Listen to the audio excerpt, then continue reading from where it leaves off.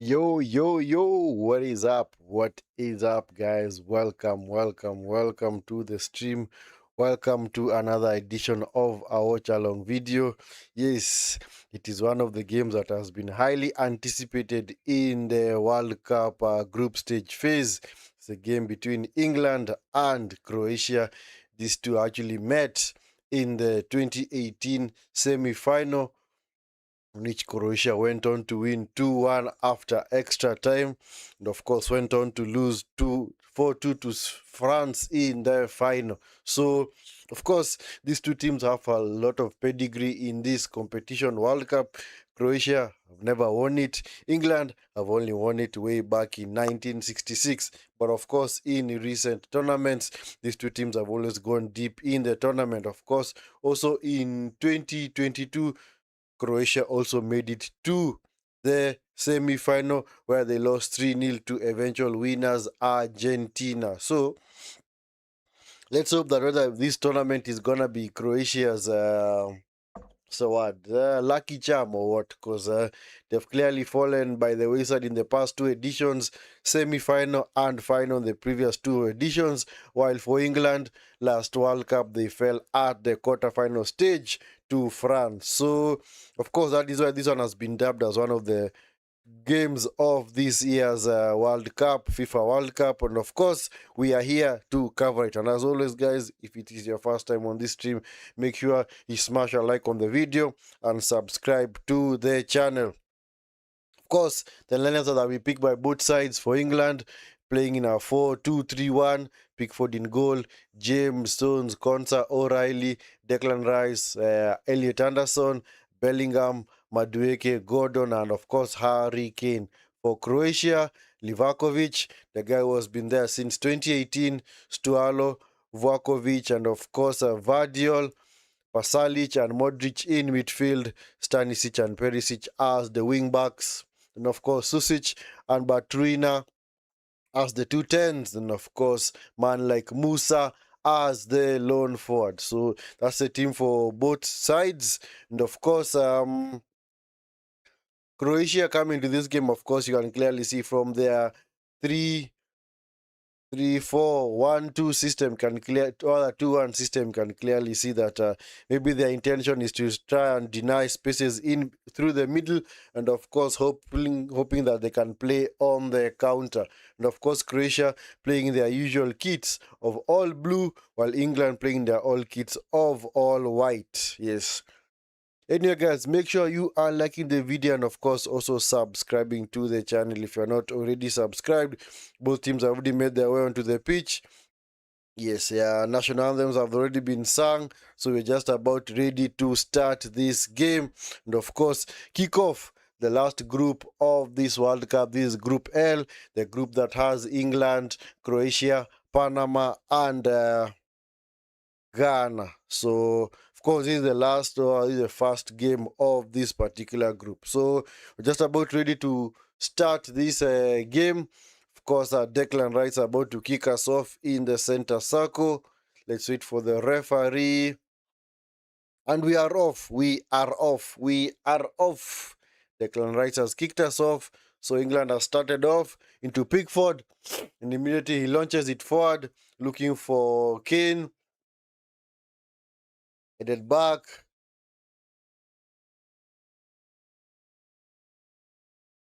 Yeah, so this is Vardiol.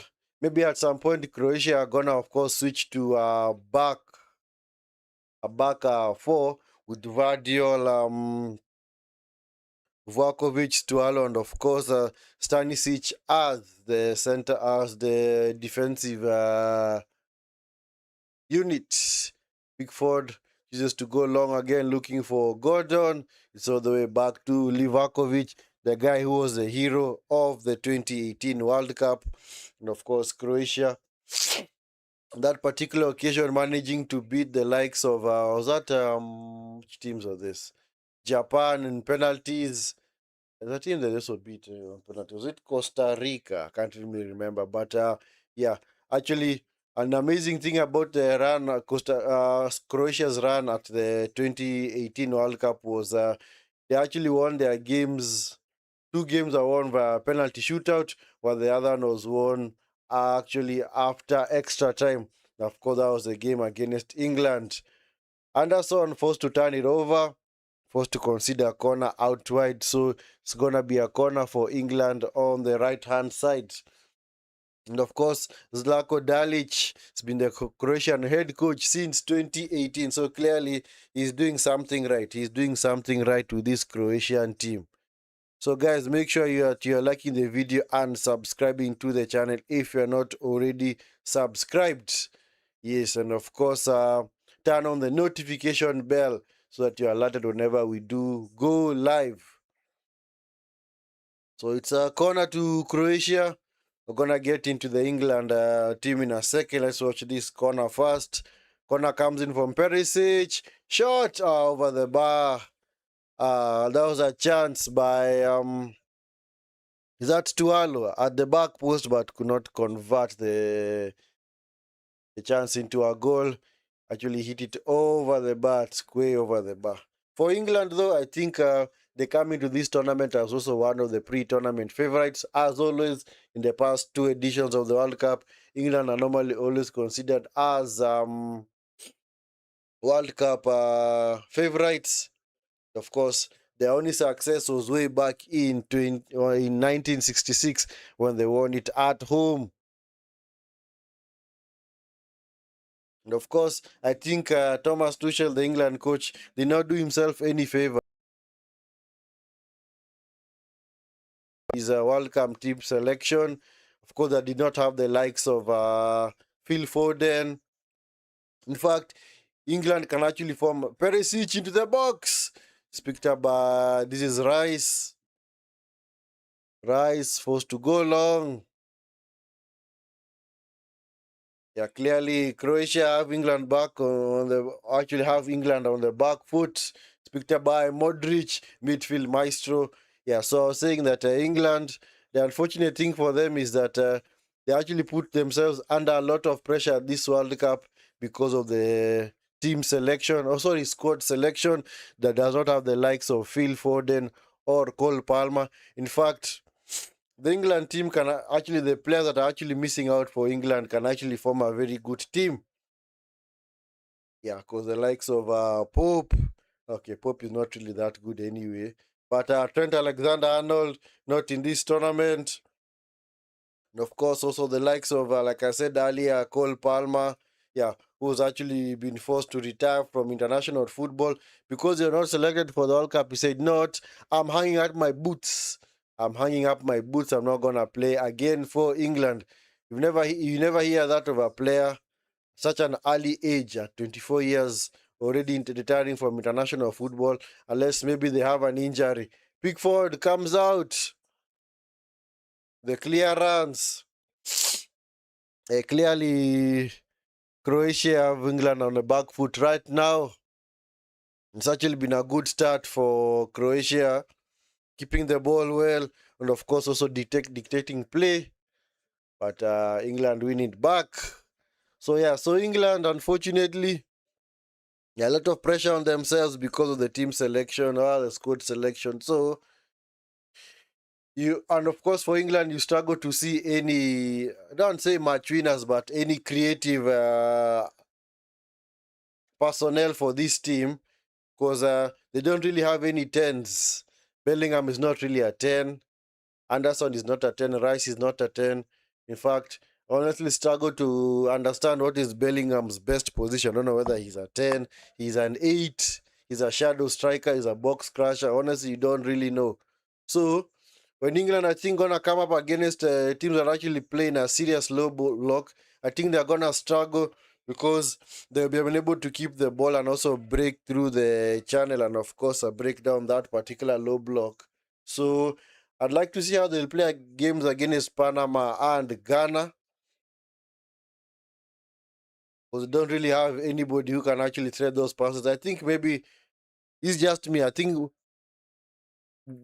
uh what's his name? Tuchel, I think maybe should have brought at least, if you're not gonna really trust both of them, then at least maybe just bring one, because those two times would have actually saved you a lot of trouble, especially when you want to create and of course want to overcome these low blocks, because as the tournament unfolds, when you get now into the quarter round of 32, round of 16, you're gonna realize that you're gonna be coming up against teams that maybe are just happy to let the game go into penalties.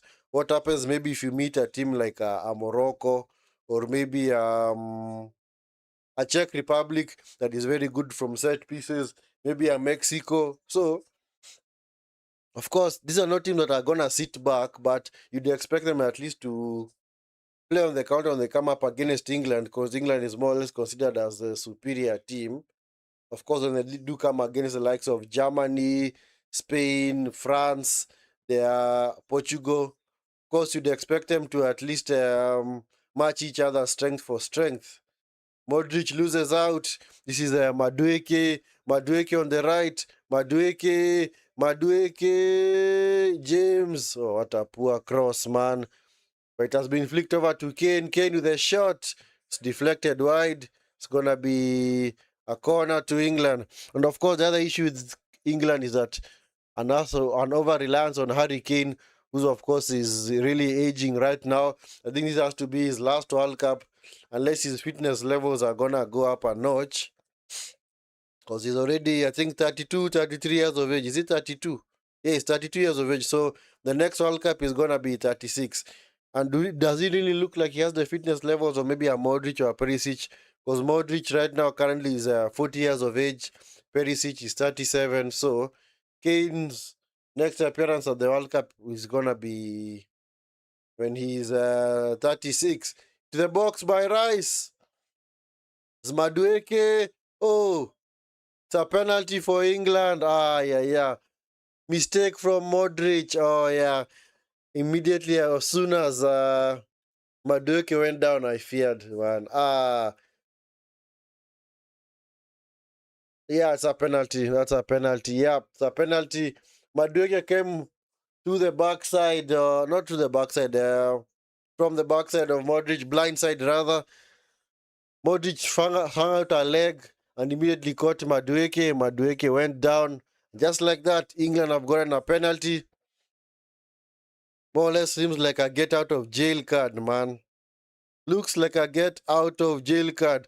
Because maybe had you seen any other way in which England would have scored? Maybe. But right now, England get the penalty. Man, Modrić. Yeah, very slow reaction from Modrić. And of course, those ones are always given. You do not in any way fail to give those, because clearly Madueke came from the blind side of Luka Modric. Anyway, Harry Kane from the penalty spot. Let's see what he's gonna do. Harry Kane. Whistle is gone. Harry Kane. Harry Kane. Saved by Livakovic. Saved. Livakovic. He continues his heroics, man. Oh, come on. Are they actually appealing for encroachment? Ah, man.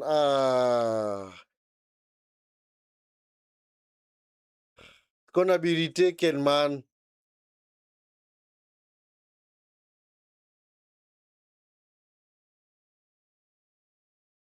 Let's see what the referee is gonna say.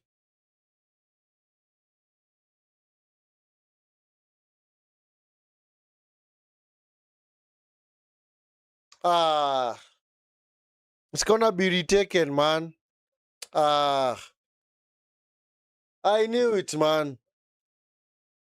Either the keeper was off his line early, or yes, an offense by the goalkeeper. I figured, man. Ah, Livakovic, unlucky, honestly, unlucky. What a wonderful save from that Hurricane penalty, but has to be retaken, man. And of course, the dilemma for Kane right now is, what do? Do you actually hit it to the same side, or actually switch over to the other side? What do you do? Anyway, I think he's gonna score now. Ah, man. That is clearly a get out of jail card for England and Kane. Anyway, Kane, an opportunity again to score from the spot. Let's see what he's gonna do.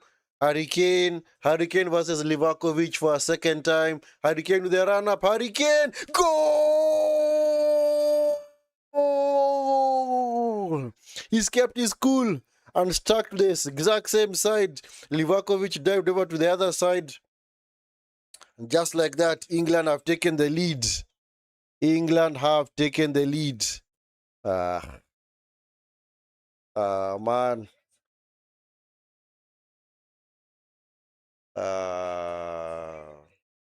Livakovic, it's okay. I see, guys, I can clearly tell you that this guy, Livakovic, very good at saving penalties. So, very, very good at saving penalties. England, of course, getting that goal completely against a run of play because Croatia more or no less started a better team. And of course, are actually limited England to few opportunities. In fact, very, very few opportunities. That was a very, very first chance that England got off that corner, and just like that, they took the lead virtue of the penalty spot, rather from the penalty spot. So Croatia now have it all to do. They really abandon their tactical approach to the game because from the lineups you can clearly see their game plan is to play on the counter. And it's back with Pickford. Ah, man. Anyway, this is a repeat of what really happened in the 2018 semi-final. England also took a lead, actually took a lead early on. Actually, around, was it around the 9th or 10th minute? Who actually scored on that particular? I think it was Kane again. But they could not add a second goal. And eventually, Croatia got back to the game and also, of course, went and won the game in extra time. That was a well taken goal by Luka Modric in the, I think that in the second period of extra time.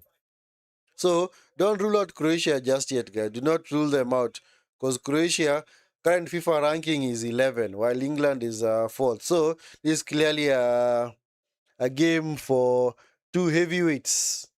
Yes, of course. Any two teams that are in the top 20, I normally consider any game between them a heavyweight clash. Nice touch by Stanisic, able to get away from O'Reilly.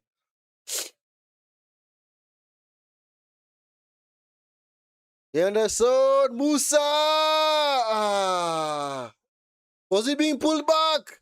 The referee has decided, it's a corner. Had Musa been pulled back? Yeah.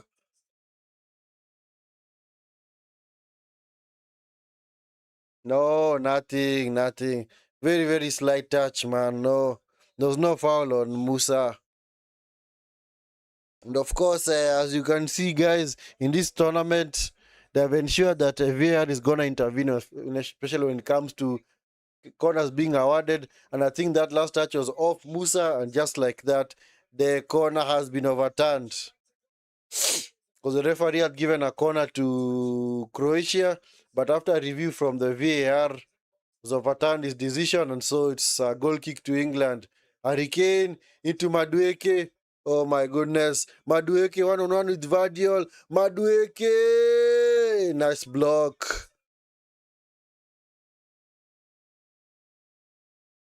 Vukovic, man, with a wonderful block on Madueke. Seems like Madueke was in there. Yeah. So the kind of chances you wish would fall maybe to somebody like a Saka, if Saka was on the pitch, eh? Nice block from Vuskovic. It's another corner to England. Remember, from their last corner, they got a goal. So I don't know whether the fortunes are gonna change for them in this game. We are gonna see.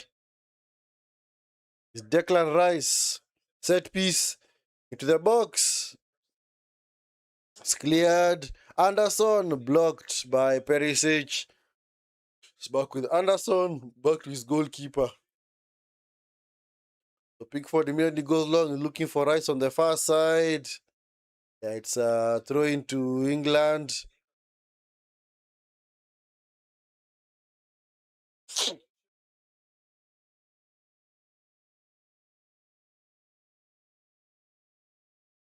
Anderson.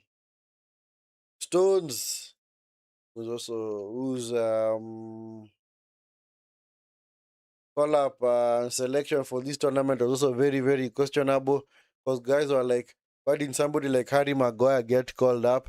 Stones, who barely featured for his club, Man City, eventually got a call up just like that. And that's why I said, yeah, Tuchel had a very, very huge surprises for his team's his squad selection. And of course, that's why for me, I always think that this England squad is not good enough to win this World Cup.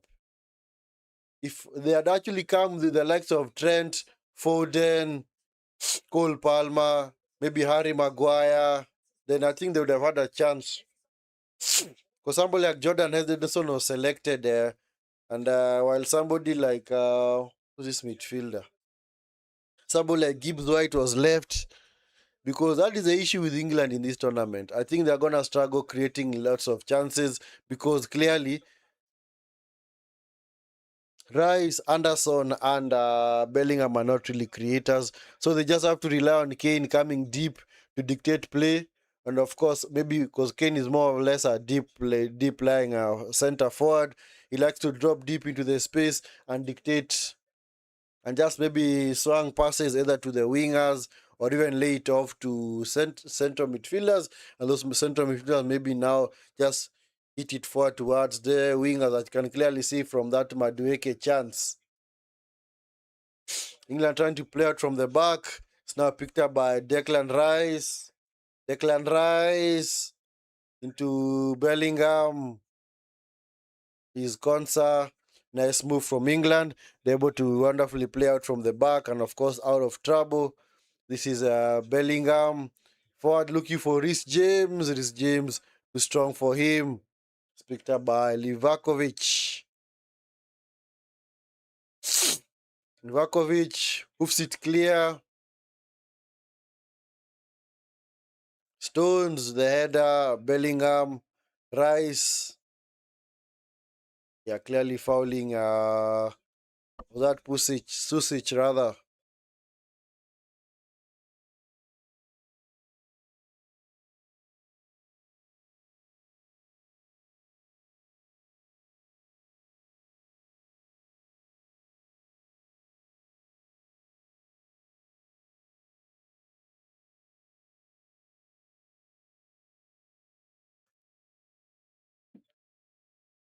Excuse me.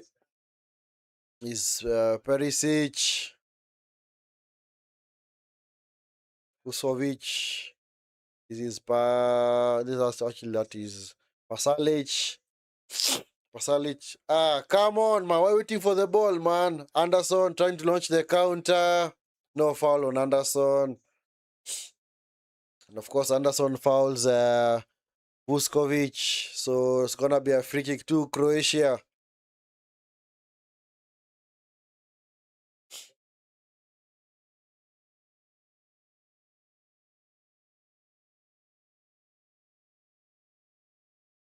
Is Vardiol.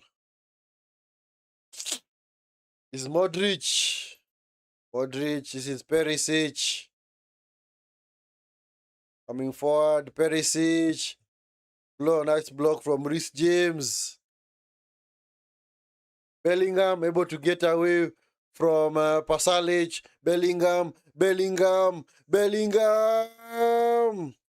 Trying to do too much. Just running himself into a corner, man.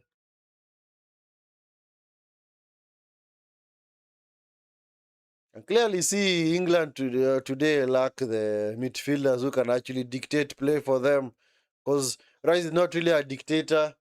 So is Anderson and Bellingham as well. Honestly, expected maybe they'll start with the Kobe Mainu. I think maybe a midfield three of Kobe Mainu, Anderson, and Rice can actually do good. Because for Bellingham, like I said, I honestly struggle to understand what his role in the team is.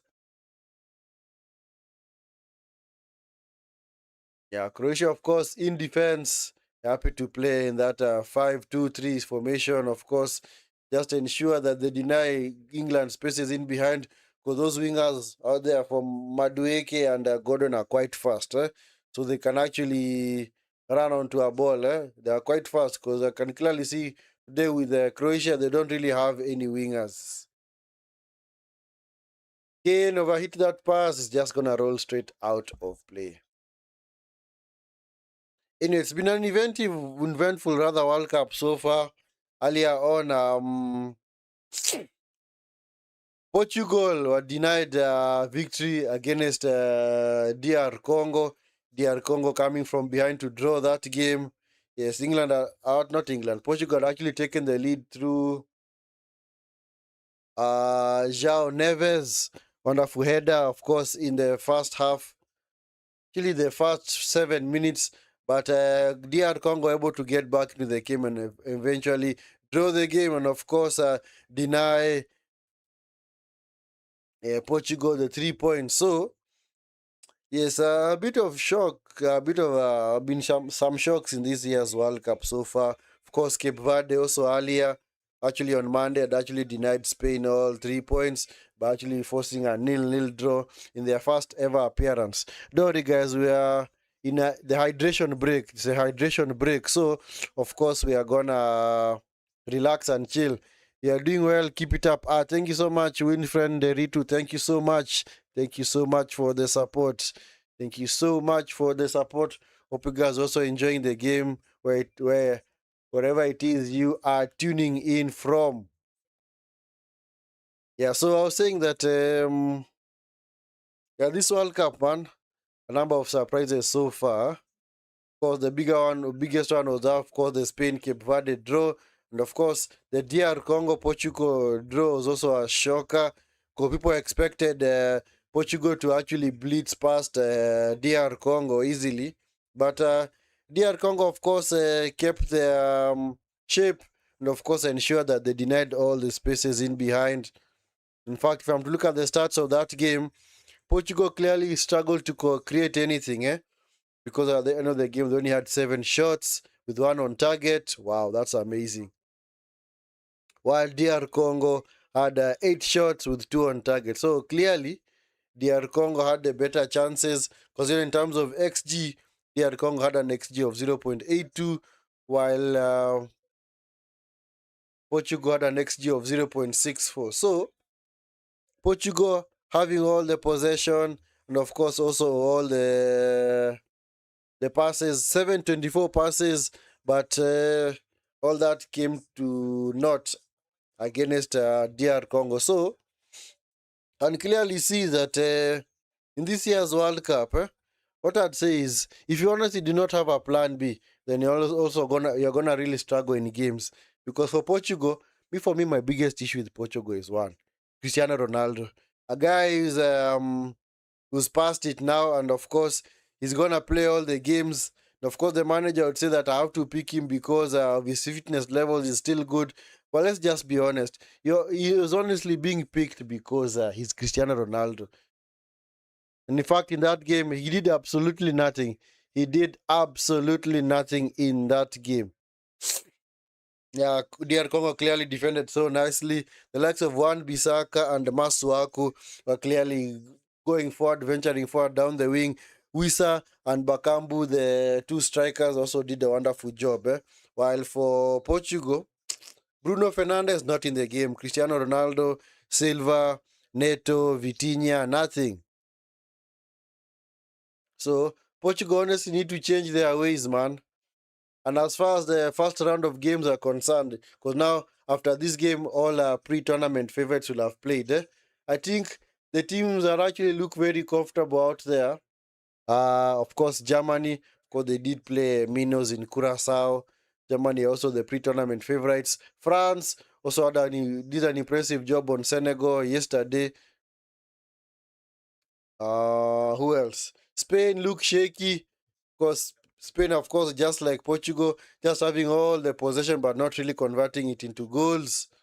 Yeah, for England, of course, you're gonna see at the end of the game, but I do think that eventually they are gonna struggle as the tournament goes on.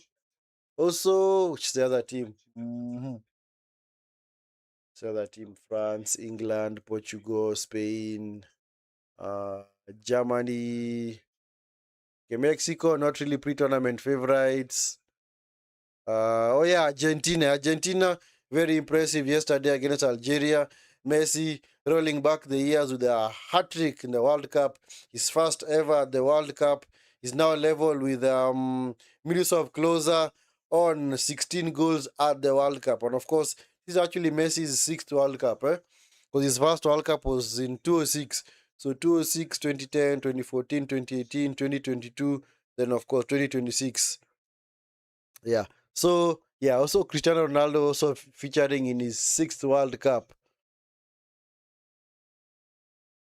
So anyway, Messi, of course, doing the business yesterday for his country. And of course, you can't really call those fluke goals because those are well taken goals, man. Well, very well taken goals, man.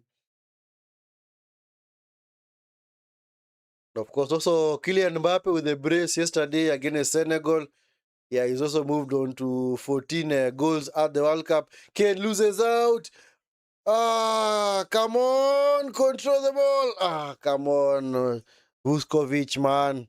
Anyway, he lost out, man. Yeah, Kane had to apologize to his teammates. He was like, I'm sorry, guys. I'm the one who lost the ball, man. And can clearly see, like I told you, that is England's biggest issue. Kane is their creator, and he has to come and pick, of course, the ball deep inside his own half. And it was turned over. He got lucky that it's a defender who had tracked him all the way. And of course, normally when you get defenders in those final third positions, don't really expect them to do much because it's not really their forte. So England, of course, like I said, heavily reliant on Harry Kane. You'd expect somebody like a Bellingham to be coming deep to collect that ball.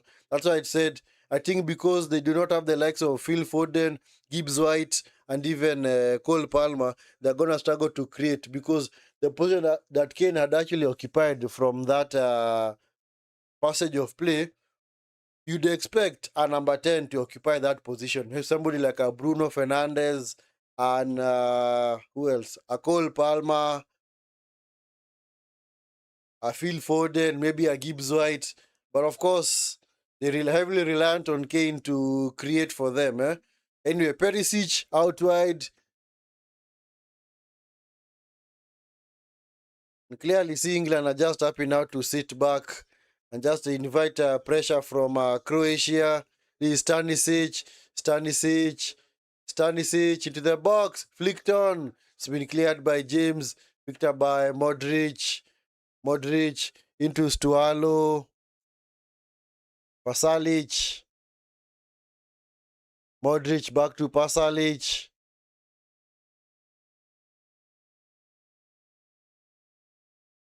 Vardiol, Perisic, Vardiol. The game is pretty much settling into the pattern you had expected. Yeah, of course. And for me, that's the other issue that I have with England. Whenever they do go a goal up, you can clearly see the defensive shape kicks in. And of course, they're just happy to sit back and play on the counter rather than actually go for more goals. Susic into Vardiol, back to Susic, Vardiol, Vuskovic, Stualo, Gordon wins it back. It's picked up by Rice. This is Harry Kane. Yeah, Croatia overplaying it in their half. Madueke to the box.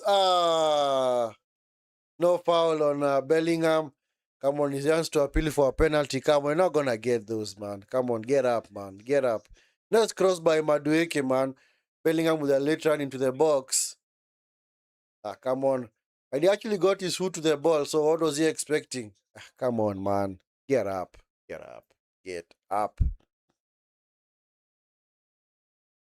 Yeah, so maybe that's the reason why Bellingham has been put in the team, like I said, as a box crusher, but clearly not for his creative part of the game, because he's not really a 10, he's not really an 8, is he a 6? Not really. So honestly, I'd say his best role is like as a shadow striker. those late runs into the box because he doesn't really create. Does he honestly take shots? No. For much of the box, no. For him, he likes to, of course, arrive late in the box and get on the end of such crosses.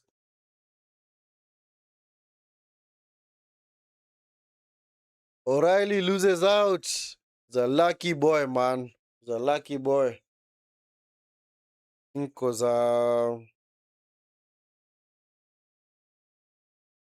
he had been fouled, but was it Modrić? Restarted by Rice. This Gordo. I think that's the first time that he's been on the ball. Of course, in an attacking phase of play.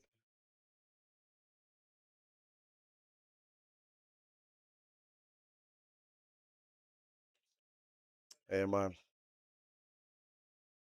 Really, this game so far it's not really lived up to the expectation that I thought it would have. Because clearly, haven't really had any spark in this game. Stanisic kept the ball inside. It's fouled by O'Reilly. It's gonna be a free kick. Nice play from Stanisic.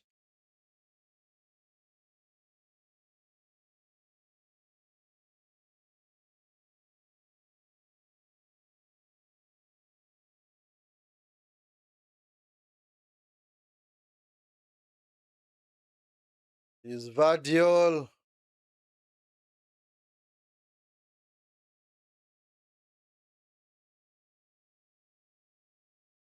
Is looking for Baturina, but England make a mess of it at the back. It's a throw into Croatia. Baturina with a quick throw into Susic. Susic into the box, looking for Perisic with the flick on. Come on, Vardiol, lost out. So it's a counter for England. Bellingham coming forward into Madueke.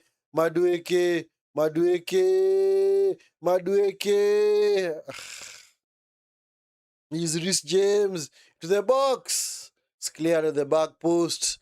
Come on, O'Reilly, where are you? Come on, say. That O'Reilly will actually be crashing the box as well. The same way he does for Man City. James into the box.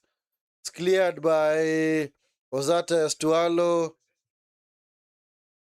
Now with Susic. Susic is Uskovic. Nice pass into Perisic. Nice header down into Vardiol. Yeah, Croatia yet to register a single shot on goal. In fact, since that early penalty, neither team has created a shot on goal. The Susic. Sorry, that was Pasalic, man. Come on, Pasalic. Combine well with Stanisic. Come on, man. Come on.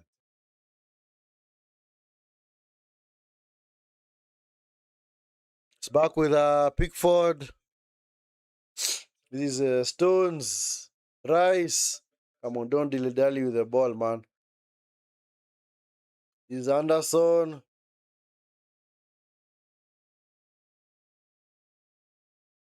Yeah, the other thing that England do miss is a dictator. Somebody who can actually get on the ball, pick up the ball on the edge of their box and go on the attack. This is Susic into nice, come on, shoot, passes it, goal!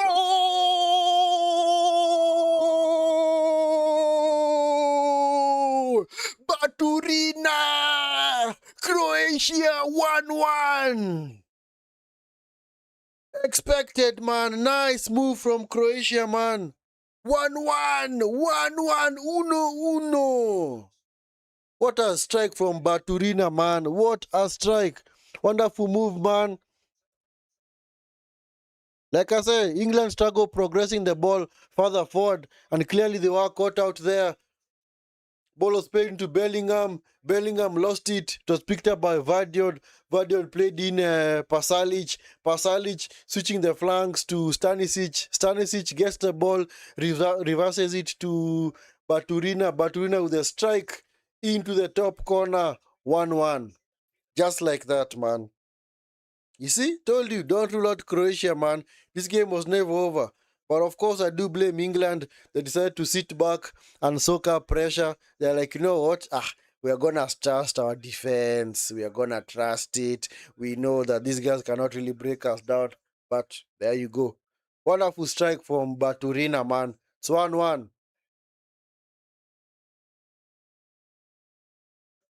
Can England go on to lose this game? And if they lose this game, it's clearly going to be peak for them. That's why I told you. Thomas Tuchel heaped a lot of pressure on himself with his team selection, man. Sorry, squad selection. Because clearly, all those players that he left out, man, would have actually done a wonderful job for him. The likes of Phil Foden. Yes, I know Phil Foden not really play consistently for Man City, but in major tournaments, you just bring them. Because you don't really know when they're going to come into play. And of course, for me, this England team, you clearly struggle to see who's going to create for them. That's why I've kept on saying their biggest issue is they do not have any creators on the pitch. Kane is the only creator. Honestly, Kane is the only creator, and Kane is their striker. So, heavily reliant on a 32-year-old Harry Kane to do everything to strike the ball and also dictate play. Because kept on saying Rice cannot dictate play, Bellingham can't, so does and so can and so what am I trying to say? Honestly, yes, Rice cannot dictate play, neither can Anderson or Bellingham. Because those three clearly, they need maybe like tens around them so that at least they can also get on the ball. But of course, they really struggle to create themselves because they are not really. Because for somebody like an Anderson, it more or less say he's more of an 8 converted into a 6. Declan Rice was a centre back converted into a 6, and he's not really a creator. Bellingham is more of an 8 being converted into a 10, which honestly is not really a traditional 10. The player that actually wants to get on the ball, dictate play, is only a box crusher. And of course, Kane losing the ball at the back earlier was actually an indication of how maybe the game might progress, because clearly the warning shots were there for Croatia. From Croatia, and the warning shots were there for England. Because, of course, losing the ball like that, you always know that Croatia are going to turn it over. This is Stanisic, and still Croatia, the way better side after they went a goal behind. In fact, think on the possession stats, they have to be now way ahead of England. Oh, England still 50% possession. From where? Based on what? Come on, man. Any other than that penalty, have England honestly created anything else? Nope.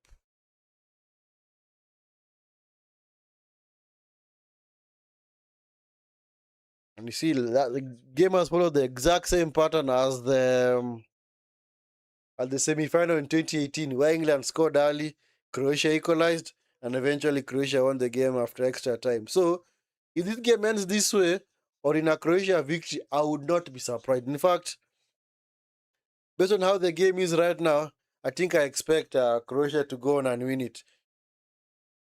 I do expect Croatia to go on because they seem to have a bit more endeavor about them, And of course, for England, they're honestly heavily reliant on this right-hand side, because balls are always going into Madueke, man. They're always looking for Madueke on this far side. Gordon has been a passenger, man. In fact, sometimes you might even wonder whether England are actually playing with 10 men. Because Gordon hasn't really been on the ball at all. And it's another corner to England. Is that also their route to goal? Maybe. But of course, they do not really have the height out there. Then you have O'Reilly and Kane, people who can actually head that ball. If they had somebody like a Maguire was actually very impressive for them at the 2018 World Cup, maybe this game plan would have worked. But then let's see what they're going to do from this corner. Declan Rice into the box. Oh, goal!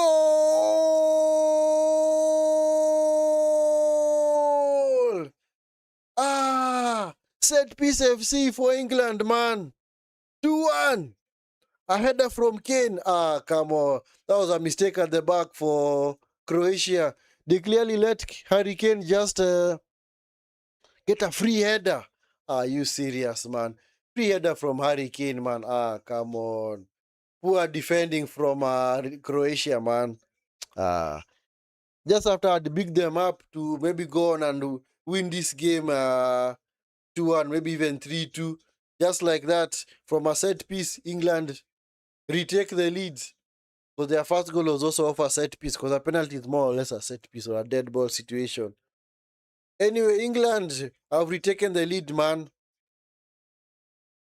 Clearly against the run of play. Against the run of play.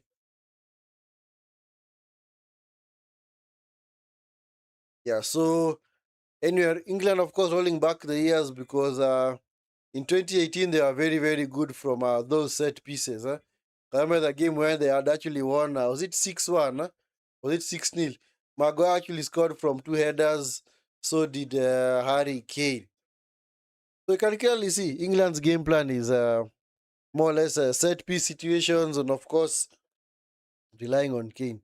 Other than that, I don't honestly think that they have any other answers to the teams that are going to come across. Maybe this actually helps Croatia because Croatia, like I said, very, very good team. Also very strong mentally, especially coming from behind. In so many games, they used to come from behind, man. Uh, anyway, from the England's style of play today, unless they change things up in the second half, I do really expect them to struggle going forward. We're going to see how they're going to line up against the likes of Ghana and Panama. Because clearly, if they're just reliant on set pieces, and it shows that when the game becomes more and more cagey, and maybe they are chasing the game, they're really going to struggle to create the chances. As header from Perisic, looking for Batrina. It's back with Pickford. This is John Stones. Surprising that this guy was unfit for Man City, but apparently he's now looking as if he's very, very energized in this game. This is Bellingham. Ah, come on, that was not a foul, referee. Ah, man. That was not a foul. Bellingham just lost his balance. Ah, come on, referee. Come on, come on, come on. I could clearly see it from here. Anyway, another opportunity for England, man, off a set piece. I think they're going to go direct from here. Hey, got a lot of dead ball specialists in this team currently. Have Harry Kane, got Declan Rice, Reece James. So, we see what they're gonna do from this set piece. And you're gonna have 5 minutes of added time, guys. 5 minutes of added time. 5 minutes of added time. Right, it's only James and Madueke standing over the ball. Kane and Rice have walked away. Ah, come on. Maybe they should have actually allowed Rice to also take it. Because Rice is also good has a wonderful right foot, man. From those that kind of range. Anyway, they have left it for Reece James. Let's see what's gonna happen. Actually, looks good for somebody of Declan Rice's ability. Because you just get that ball over the wall, strike it hard. You'll be too strong for the goalkeeper. Anyway, this is a chance for England. Reece James into the wall, man. It's a poor execution, man. Honestly, that's a huge chance wasted for England, man. They should have left it to Declan Rice. Don't know why they left it for Reece James.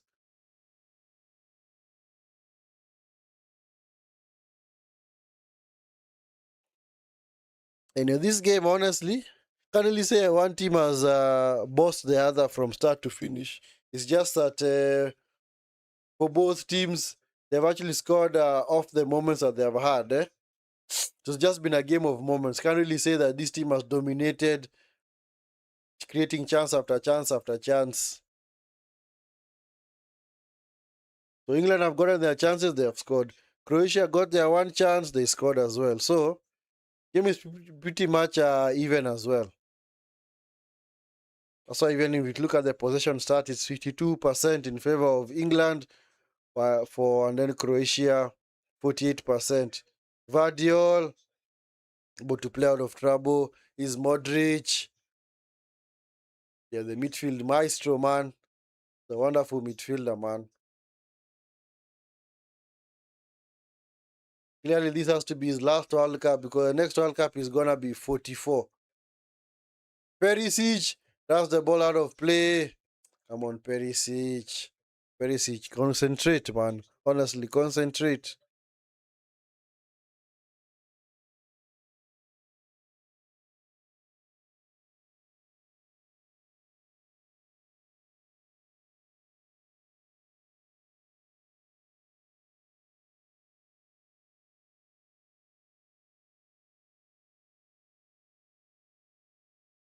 And you're cleared by James. Now with Madueke. Kane loses out. He's appealing for a foul, no foul. It's Perisic. Kane, get back up, man. This is Batrina. Shot! It's wide. Shot from, that's Tualo. It's wide, man.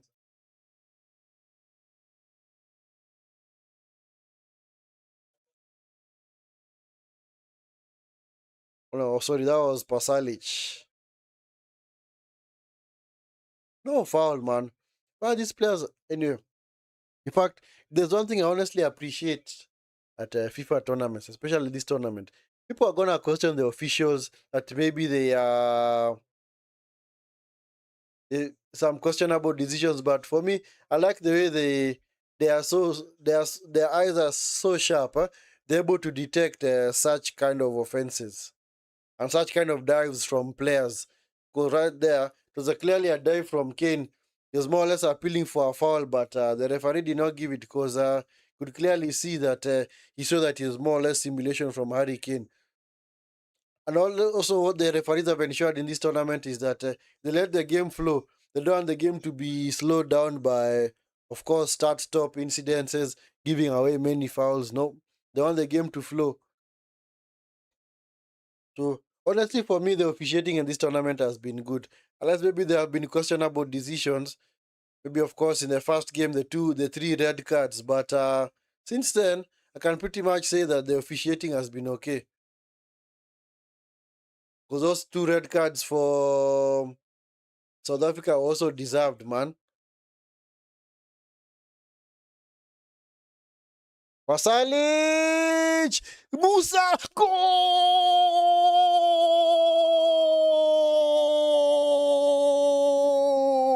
2-2! Ah! Wonderful move from Croatia. What a wonderful move. Ball was flicked over the top. Come on, hope there's no offside, man. Come on, Perisic. Ah, no, it's not offside. Yeah, looks like the boot of Konsa is playing him on Perisic with a very, very wonderful cushion header to the path of Musa. Musa with a very well placed shot beyond Pickford. And just like that, 2-2. Nice. Thank you, Croatia. Thank you, Croatia. I told you, yeah, this game has just been about the teams taking their chances, man. It's been about moments. Croatia had a moment there, and just like that, they equalize. And of course, with that, that was the last uh was the last action of that half. Of course, half ends at 2-2. Somebody will think that this game has been end to end. No, it hasn't been end to end stuff, guys. Let us be real. It has not been end to end stuff. It's just that both teams have taken the chances that they have gotten. England off two set pieces, they get the goals, while Croatia have honestly created their goals from open play. Wonderful move, man. Wonderful move. What a wonderful pass by who actually produced that pass? Initial pass into, let me see who produced that pass into Perisic. Was that Pasalic? Yeah, it was actually Pasalic. Hey, wonderful. Hey, Pasalic with a very wonderful pass into Perisic. Perisic with a even better run. And of course, was able just to flick that ball into the path of Musa, and Musa just slots that ball past Pickford. Yeah, Pickford has been unable to make any saves in this game. The two chances that he has conceded have resulted in goals for Croatia. I like it. I like it. I like it. And yeah, somebody would say on the balance of play, Croatia have been slightly better because of the chances they have created. England just been reliant on the set piece and also poor defend, or the penalty and the poor defending off the corner from uh, from Croatia.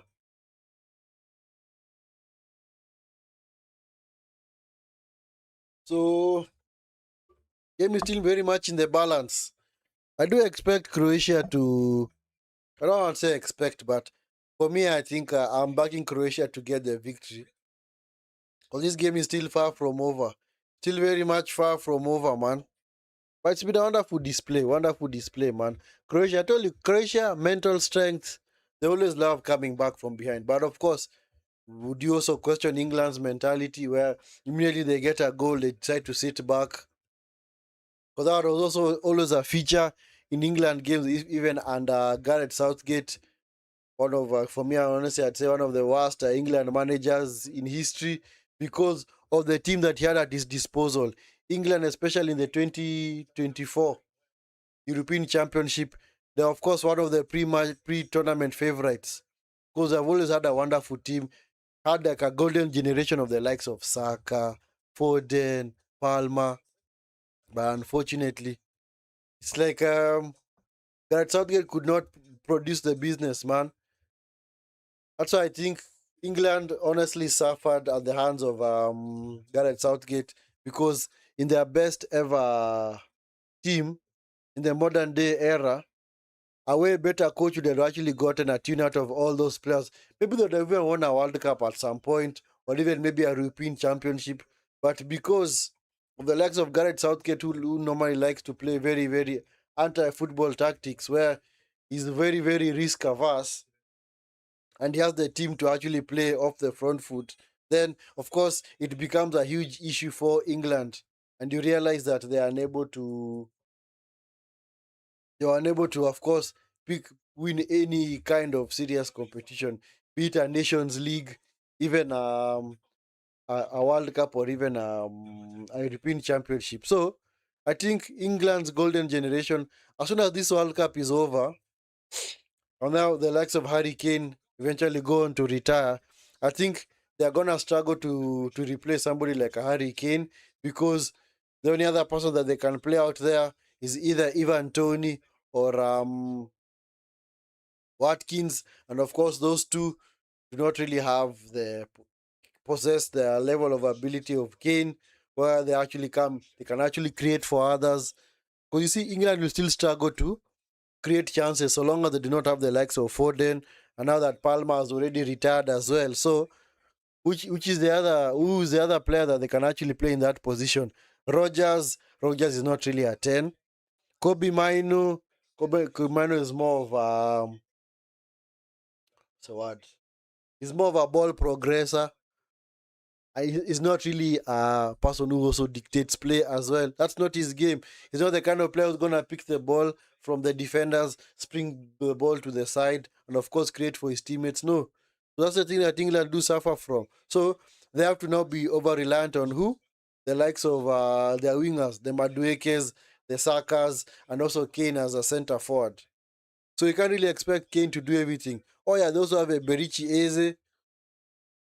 Honestly, I think maybe England should be a lot more braver and maybe play an Eberichi easy. I'd even take off Bellingham, because clearly Bellingham in this game, what has he honestly done? Nothing. Gordon, nothing. Completely non-existent. O'Reilly, same thing. O'Reilly, Hasn't really made any marauding runs forward. Nothing. So that left-hand side for England has been completely dead. In fact, the right-hand side is where they've actually got a lot of joy, because balls are just being sprayed into Madueke. Maybe they trust his one-on-one ability. It's because, you see, now when Kane comes deep to collect the ball, because he's right-footed, he can only ping balls to Madueke on this side, because he'll get the ball with back towards his goal, or the opposition goal, and just switch that ball diagonally like this. And of course, on the right hand side, of course, you have the likes of Madueke. So if maybe he was left footed, I think balls would have honestly be going into Gordon. That's why the likes of Gordon and O'Reilly have completely been nullified from an attacking threat in this game. I haven't seen anything from them at all. In fact, I'm surprised to see that they have a rating of 6 and 5.6. Maybe they should even have a rating of even like 4 or even 3.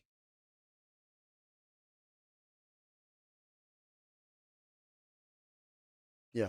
So anyway, on the bench, the other unfortunate bit for England is that this guy called Livramento suffered an injury in training, and of course he was sent home.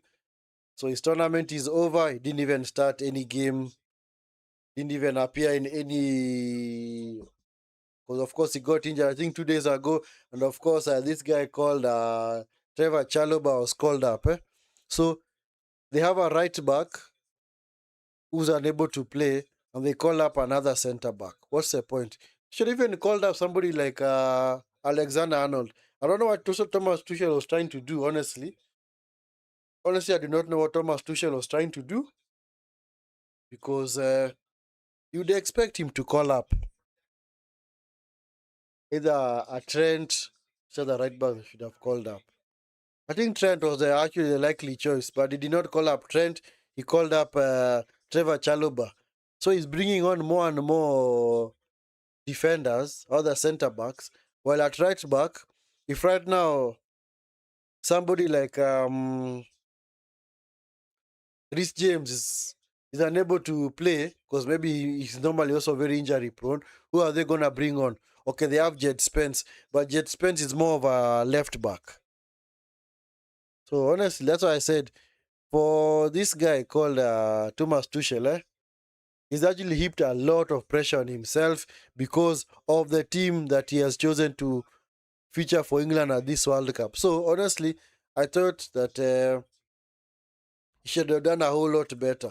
Because if I'm to look at the list, let me just Google.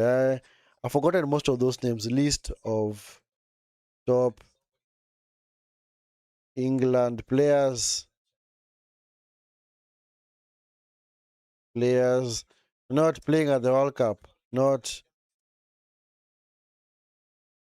playing at the World Cup. In fact, you can actually make a very, very good team from this, man. So for forwards, you have in midfielders, you have Cole Palmer, Phil Foden, Trent Alexander-Arnold, Morgan Gibbs-White, Adam Wharton. Okay, I don't really rate him at all. So anyway, so those four, because Trent, Phil Foden, Palmer, and Gibbs-White, those are good players. Honestly, those are good players. On their day, they can actually unlock defense with one ball, because Trent is more of a right. I call him a player maker right back, because he knows how to ping those balls in behind, where maybe somebody's running from the opposite side, maybe Gordon running from the right or from the left rather, or maybe a Rashford. He can ping balls into them, or maybe a Madueke running in behind, or a Saka. He can actually ping those balls very well, but not because he's not there. There you go. Yeah, and then of course for the defenders, we got Harry Maguire, Luke Shaw. Luke Shaw not really rate him at all. Lewis Hall, also a good left back. Tomori, not a bad player as well. And of course Levi Colwell. Levi Colwell also a good centre back, but unfortunately for him, I would understand why he was omitted, because he just came back from a serious ACL injury that kept him out for majority of the season. So he was only back, I think, around late April into early May.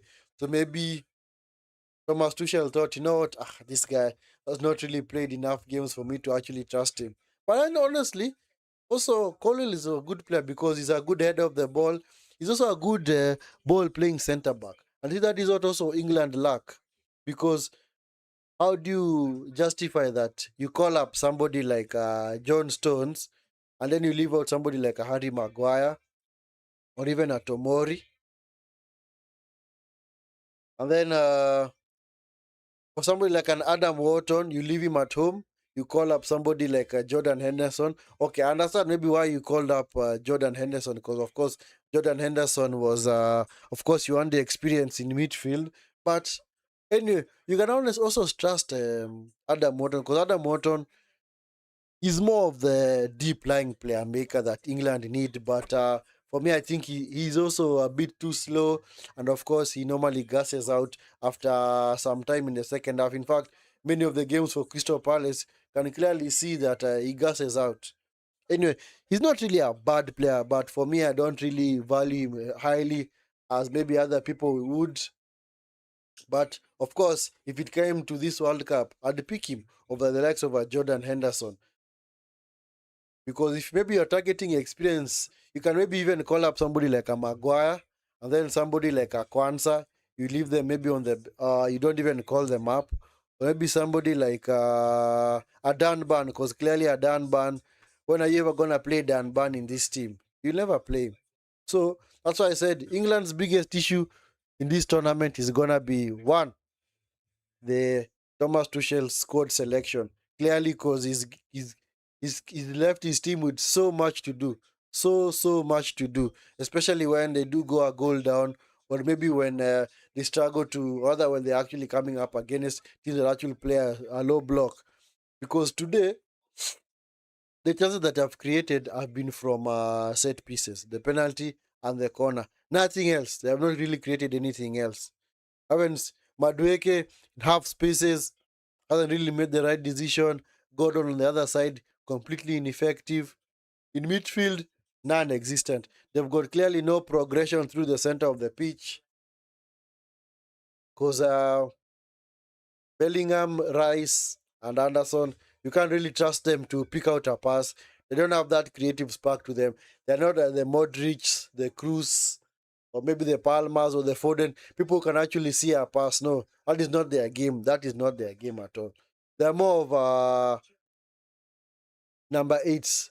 They rely on maybe a deep line player maker to pick up the ball and dictate from deep, and also even maybe make late runs into the box. So I think maybe somebody like a Kobe Mainu would actually help out England in the second half. Somebody who can actually pick the ball and actually advance it forward. Because that's the other thing that England suffer from. Because Anderson and Rice can clearly see in this game they're not really advancing that ball forward. And if I'm to maybe remember an international friendly that England played against Japan a couple of weeks back, you could clearly see that the midfield of Kobe Mino and Anderson was being overrun. And they clearly were, they had been dominated by that, the Japanese midfield. So, yeah, of course, Kobe Mino and Anderson, I don't think that works. That's why I think at some point you have to sacrifice somebody like a Bellingham. That's why for me, I'll keep saying it. Bellingham at Real Madrid, at England, I honestly do not know what his best position. I'd love maybe to have a sit down with him one day and ask him, okay, my friend, tell me, what is your best position? What are you honestly good at? Are you honestly a midfielder? Are you a shadow striker? Are you a box crusher? Are you a dictator? What exactly are you? Because honestly, I struggle to understand what Bellingham brings to the team. Because so far in this game, anyway, I'd understand why he's in the team. Maybe this is what I think. He's in the team because they do expect Kane to create a lot of the chances. So Kane, of course, is gonna vacate his central area as a striker. So they need somebody to occupy that position. somebody who can actually arrive late into the box, or even got in the end of such chances or balls into the box. Maybe somebody like Dele Alli, like remember Dele Alli guys way back, or maybe somebody like the name of this guy, Thomas Muller, a Thomas Muller type of player. But at least somebody like a Thomas Muller honestly had the output. So maybe that is why Bellingham is in a team. And I do think that the longer the game goes on like this, the thing that is honestly gonna make England to change things up is if maybe they are to consider a third goal and actually fall behind. Because it would force them now to maybe remove the likes of Gordon and maybe a Bellingham and maybe bring on maybe an Eberichi Eze or a Rashford. Because honestly, I'd say Bellingham, actually Eze can do a way better job in this team than Bellingham, because at least Eze can actually come and combine with his midfielders. Bellingham has not done that at all. He can also at least crash the box at times. He can also get on the end of any kind of balls that fall loose on the edge of the box. And he's also very good. He has a good. He's also a good strike of the ball from outside the box. So honestly, I'd rather that Tuchel is brave enough to take off Bellingham, because some of these teams, man, some of these guys are considered stars. How do you take off somebody who plays for Real Madrid and bring on somebody who plays for Arsenal? Of course, that is how they reason. The same way in the game earlier, how do you remove somebody like a Ronaldo and bring on another striker? So let me see the other striker that Portugal do have: Gonzalo Guedes and of course João Felix. So you'd wonder why take off Cristiano Ronaldo and bring on somebody like Aguendes. You see, they also didn't even call up Gonzalo Ramos, who would honestly have done a job for them as a striker. And this, that's why I said sometimes when you have these egos in the team, it's actually going to affect your team in the long run. Because of course England also made up of egos. Of course, the likes of Bellingham, you never see them being taken off. For Portugal, somebody like a Ronaldo, no matter how poor he plays, the manager will always justify and say, you know what, I still trust him. He can do the business. My friend, sometimes you just need to wake up and smell the coffee and realize, you know what, this guy is past his peak. Just pause the issue and just drop him from the start, man. Just to build the team around other players. Anyway, second half is underway. And to that point, the same way maybe somebody like Luis Enrique at PSG was able to, of course, chase Kylian Mbappe away and say, no, what? And we just wait for you to your contract to run out. And then, of course, we're just going to go and build the team that we want. And look at it. Ever since Mbappe left, they've actually won the Champions League back-to-back. They've won the league back-to-back as well. And they've also won the French Cup as well back-to-back. So they've won 6 trophies in a span of 2 years ever since Mbappe left. And of course, the bigger one that Mbappe is normally wants to win, of course, is the Champions League. But he's never won the Champions League. He thought that going to Real Madrid is gonna change the fortune. And of course, see this as well. Mbappe went to Real Madrid, and as soon as he went there, 2 seasons in a row, Madrid have ended up trophyless. So the team that he left behind has gone on to win more and more trophies, and the team that he's actually going into has failed to win a single trophy in 2 years. Yeah, you can see it, guys. And then you still tell me that this is there are no egos in football. Of course, there are serious egos. In fact, remember, was it? This is Bellingham. Bellingham. Oh my goodness, Bellingham. Goal! Mistake at the back for Croatia, man. That was a mistake, man. Mistake from Croatia, man. Ah, man. That was a mistake at the back from Croatia, man. They just allowed Bellingham to have a run in goal, run through at goal, and just like that, Perisic missed his kick. Livakovic, come on, should have done a whole lot better from that, man. Ah.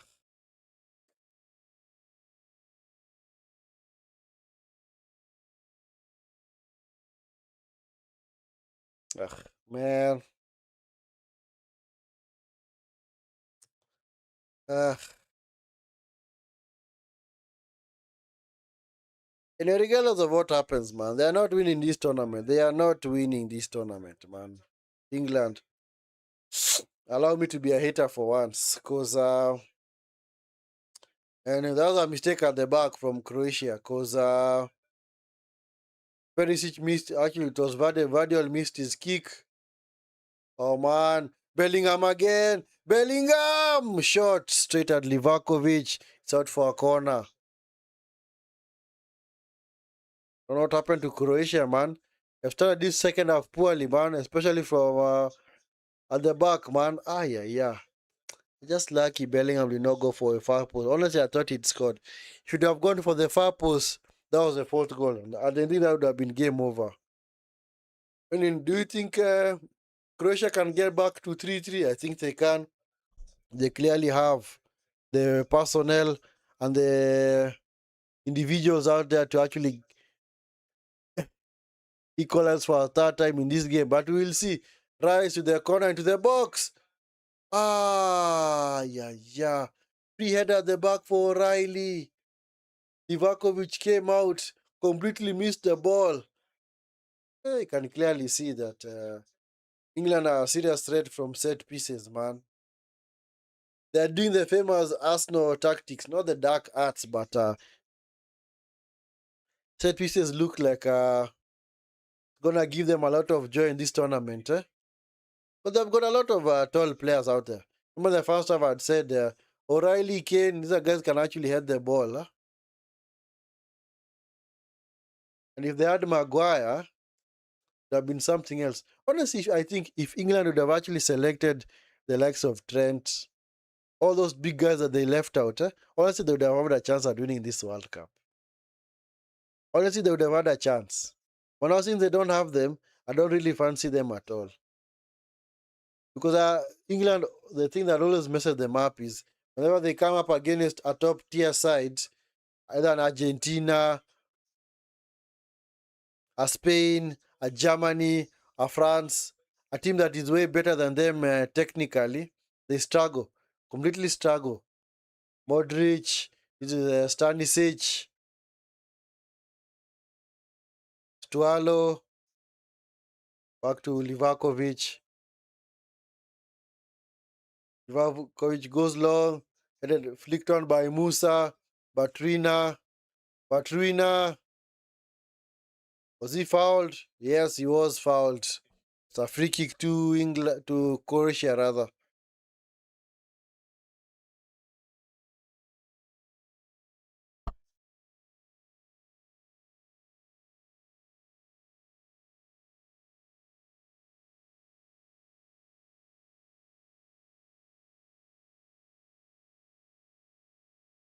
Yeah, Modric standing over the set piece. Modric into the box, cleared by Kane. England trying to launch the counter. Madueke, Gordon unable to find Madueke. Stualo, Modric. Perisic, nice idea. Stualo clears the ball. He was completely under pressure there. O'Reilly, nice touch into Declan Rice. Declan Rice, shoot! Oh, what a save from Livakovic. It opened up for Declan Rice. And he went for the shot, man. He went for the color, looking for the top corner. Livakovic saw it all the way. Because clearly he was being invited to shoot. Sometimes when the opportunity presents itself, just take it on, man.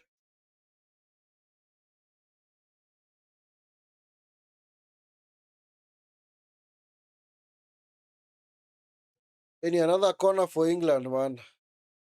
Clearly have been very threatening from these corners, eh? So Croatia have to be careful because if they do consider a fourth goal, I think they're not gonna get back again. Rice into the box. It's cleared by Perisic. Back to Rice. Rice into the box. Headed away by Perisic again. It's out for another corner. By the way, the thing that has actually changed in this second half is that as soon as England have scored that goal, can clearly see that they have been the better team. Because in the first half, whenever they did get the goal, could clearly see that they decided to sit back. But in this game, they have clearly not been sitting back at all. Anderson switches the flanks into Rice. Rice looking for Madueke. Nice tackle from Modrić. Yep, it's actually a goal kick.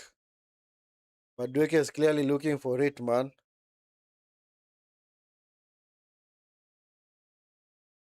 Okay, looked like a foul on Madueke. Don't know why the referee didn't give it, but chance has come and gone.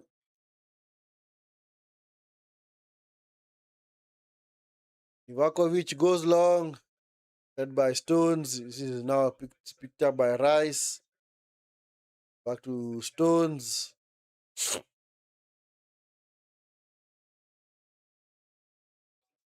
Is Konsa back to Pickford.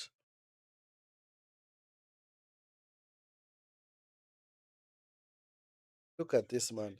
Kane is coming so deep to collect the ball.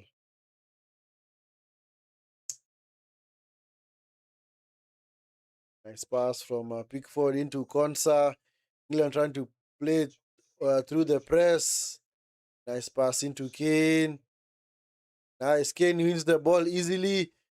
At least they've been able to play through the press. This is Madueke. Madueke. James. Nice tackle. Thought for another corner for Croatia. Clearly, the attitude in the second half for England has been way better. Even after they scored the goal, they clearly remain on the front foot. So it's actually a good thing. Excuse me. Something that they failed to do in the first half. Yeah, Rice clearly being told to hurry it up, man. Being told to hurry up, man. Stop wasting time, bro. In another corner for England. See what they're gonna do from this.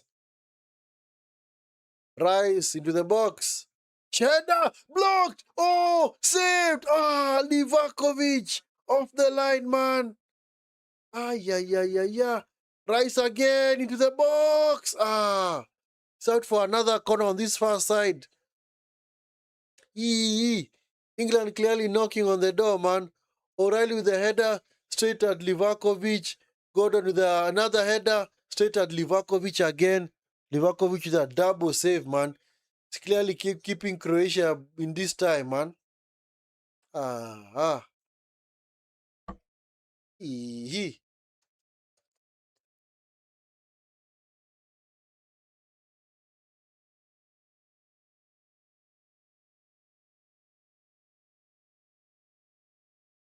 What are they appealing for?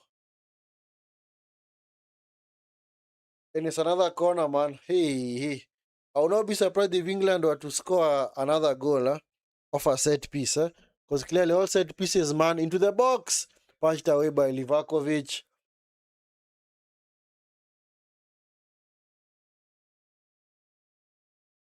Anderson. What the heck, man. And another touch from Kane. Madueke. This is Kane. Shot. Saved by Livakovic again. Kane. Punched away by Livakovic again. Hey. Gordon. This is Bellingham. Ah, nice tackle from Stanisic at the back post. Hey, England's best spell in the game, man. Hey, the best spell for England in this game, man. Livakovic, around 4 saves in that move. Eish. He's gone down. I hope he's okay. Yeah, Livakovic is clearly their hero, man. Ouch. Yeah, Kane ran into him, huh? Oh, Modric has been taken off to be replaced by Kovacic. Anyway, nice bold move from the coach, huh? Which is actually a good thing. Yeah, because clearly the Croatian coach is not afraid to take off his best players in Luka Modric. Because it's clearly seen that Lucas Modric being overrun in the middle of the park. Been told to cover a lot of ground. Yeah, that's a wise decision, man. Keep forgetting his name.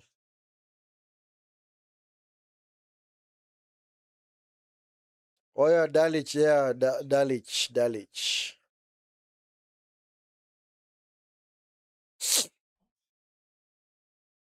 Yeah, so yeah, Dalic has made the brave move of taking off Luka Modric, rightfully so, because Modric was clearly beginning to tire out there.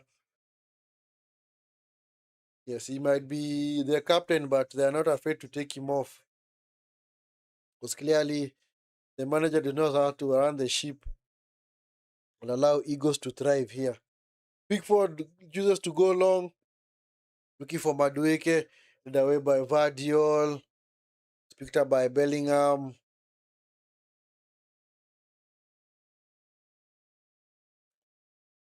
Now with Stones, back to Bellingham.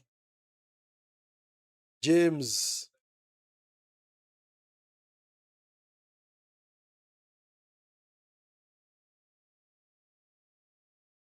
Anderson, Stones. Poor pass from Rice. Return it over.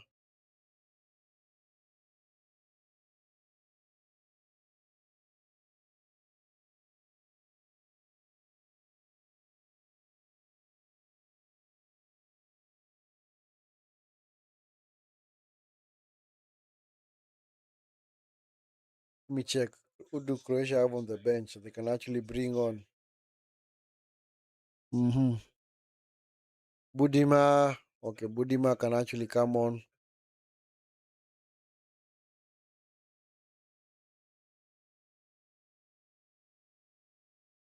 Oh, Vlasic still plays. Oh, wow.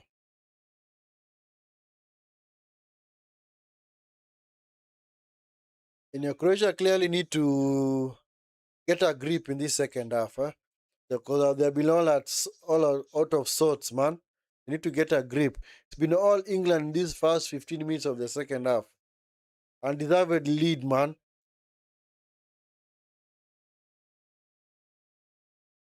Because Dalic kneeling now has to be a lot more braver now and make those decisions, and actually go on the front foot now. He needs to go on the front foot.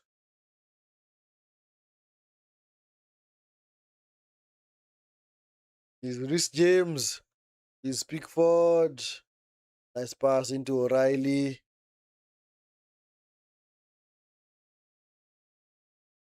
He's Stones.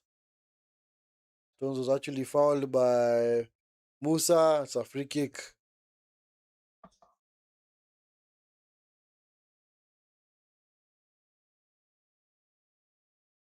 I think it was Perisic.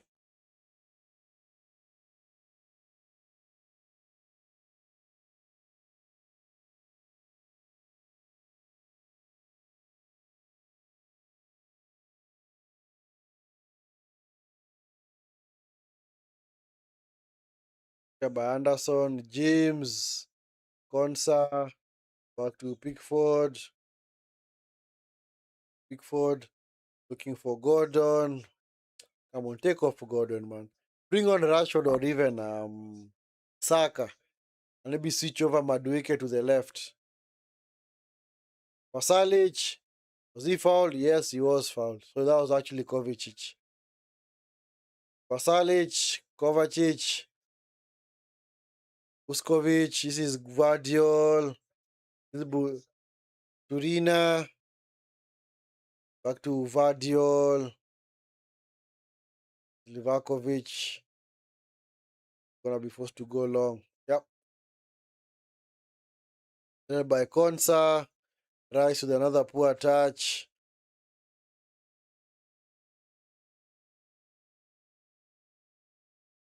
Stualo back to Livakovic, the goalkeeper.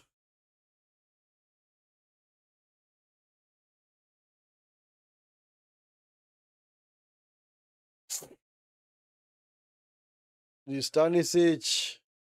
Stualo choosing opening to go long. Standover picked up by Stones. Yeah. England clearly forcing Croatia into those turnovers whenever they do go long. Eh?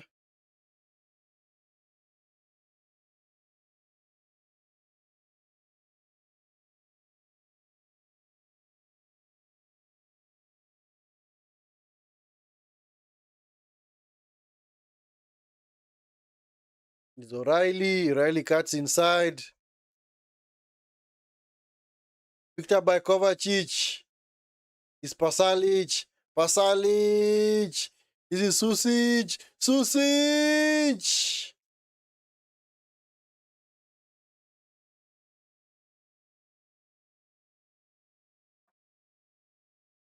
It's a corner, man. Come on, referee. VR, intervene in that, man. It's a corner. Oh, no, no, no, no, no. It's not a corner. It was off Susic last. Yeah. It's a good decision. Good decision. This James Madueke into Bellingham.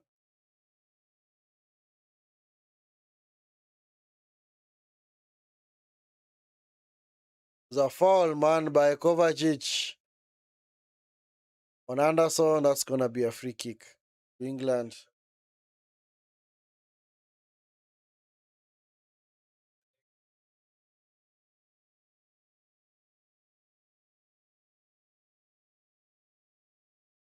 Looks like he got a ball. Huh?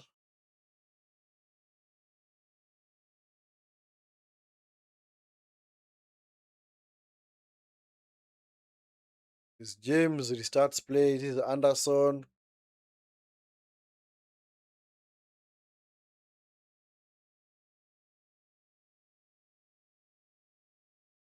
It's Madueke to Bellingham.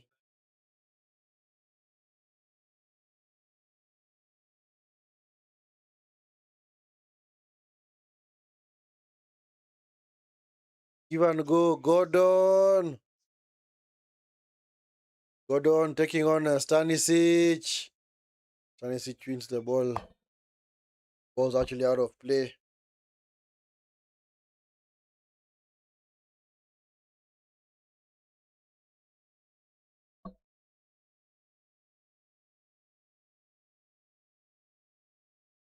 So,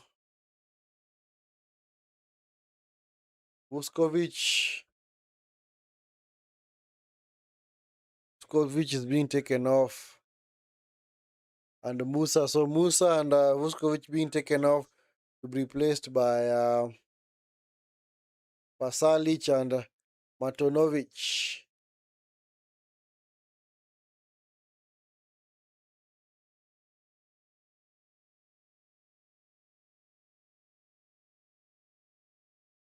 And so it's a brave change from Dalic, because now he's taken off a central defender and actually brought on a midfielder so that he can get more control in midfield. So now Croatia have actually switched to a back four now. So Vadel is going to play through the middle. And of course, Perisic, I think he's going to play as a left back.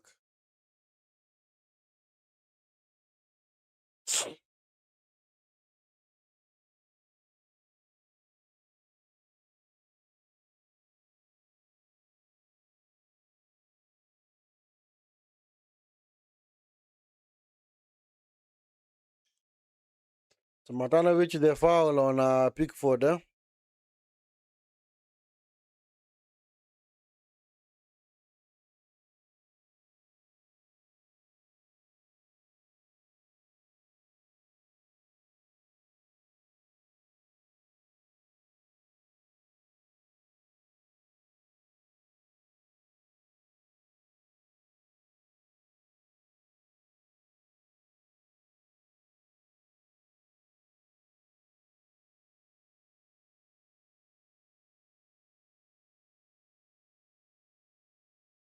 Super Salic on the pitch, man. Anyway, Croatia yet to create any chance in this second half. The game over for them. But they honestly ran out of juice. Maybe they have. Because England have clearly taken over in this second half. They've been by far the better team. They got a goal and they remained on the front foot. It's actually good.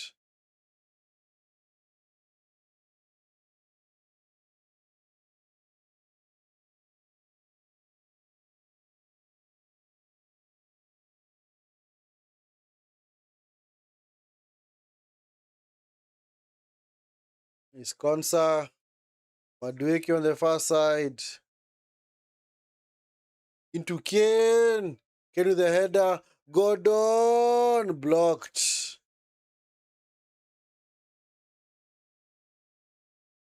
Nice tackle from Bellingham.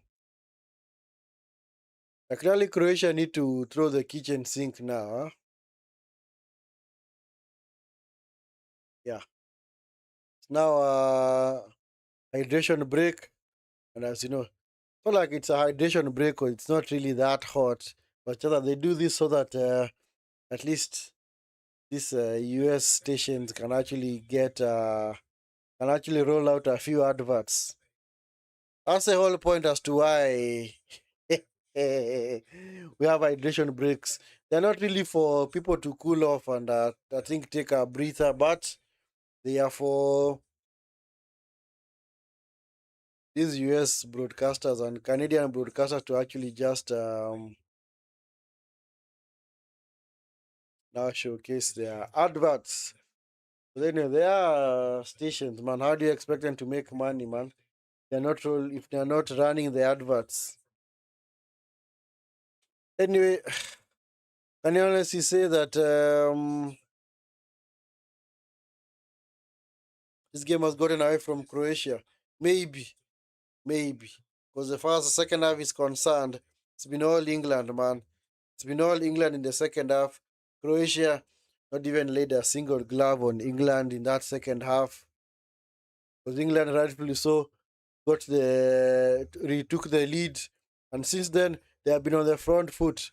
In fact, it's been England versus Livakovic. So, this year, when which Croatia get back into this game, maybe if they get one more chance, if do get one more chance, but I do still fear for them because they still look very shaky at the back, especially from a set piece, especially a free kick, because England just need to create maybe one or two more set piece opportunities, and I think they're gonna score from one of them. But I think the XG from set pieces is quite high. Look at the XG from set pieces. Yeah, it's not bad. 0.91. That is quite high. Quite high.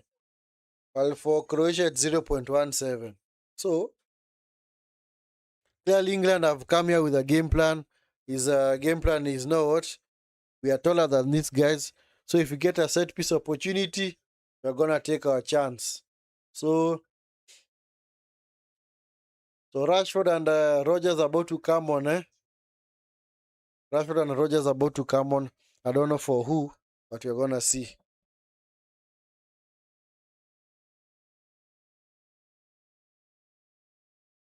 I'm sure it's for Gordon. So Gordon, I think, is going to be taken off to be replaced by Rashford. I think Madueke is also going to be taken off. Yeah, Saka is also coming on. So 3 changes for England. So Rice has been taken off to be replaced by Rogers.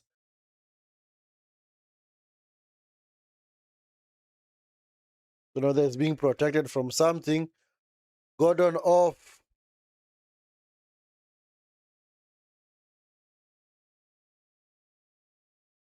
Gordon and Madueke off. So Saka and Rashford. So Rashford is going to play on the left. And Saka is going to play on the right.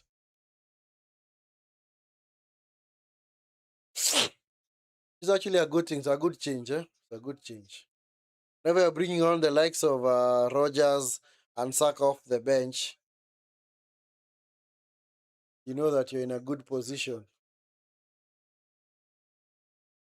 This Pasalic. Croatia on their counter. Croatia. Poor cross, man. Now picked up by Saka. Saka is fouled by Perisic. It's going to be a free kick.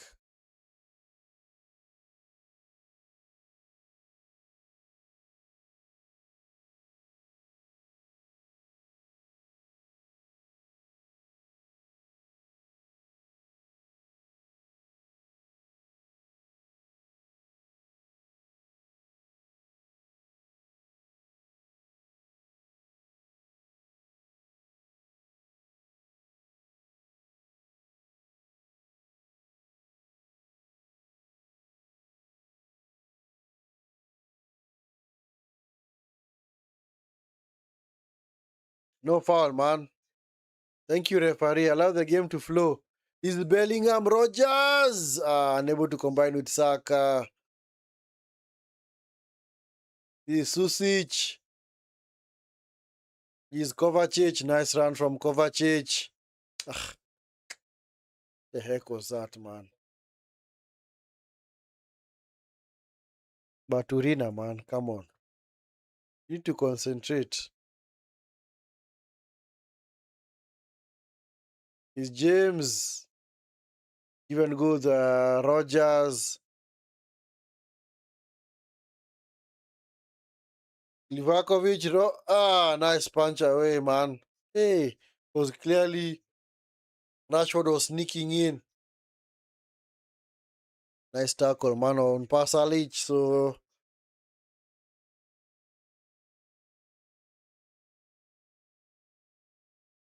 Stanisic is a lucky boy, man. He's a lucky boy. Just a little bit over half a yard from Rashford. Would actually snuck in and would gotten that ball and just pass it into an unguarded net. Is Livakovic. Is Tualo. Is Livakovic, Vardiol, Stualo, Guardiol.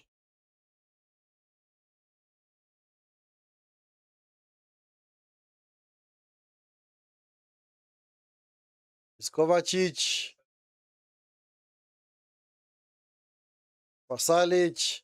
The others are Pasalic. Pasalic wins it back. Stanisic into Pasalic. Pasalic into the box. Saved by Pickford. Susic. Nice blocking, man. Yeah, that was the first attempt on target for Croatia in the second half. It was straight at Pickford, man. Susic got the rebound. I don't know why he didn't fire. Konsa is appealing for a foul, but the referee is like, get on with it, man. These are contact sports.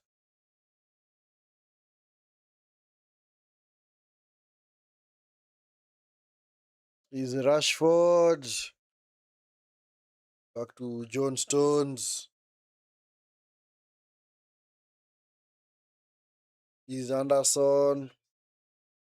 Konsa. Saka unable to get away from Perisic. Isusic. Nice turn. Baturina. Baturina the shot. Saved by Pickford easily. Don't know why he's shooting from there. Honestly, why is he shooting from there? Are you already out of ideas, man? So it was Matanovic.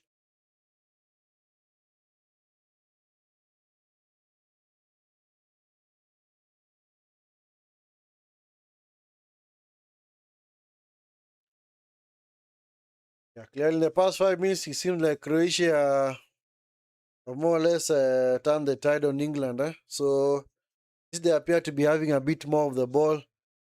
After the hydration break, it seems like they've been told, you know what, guys, I don't know what you're waiting for. You need to go on the front foot now. Susic. Pasalic into the box. Stanisic. Nice block. But Stanisic was in an offside position. So that attack has been curtailed.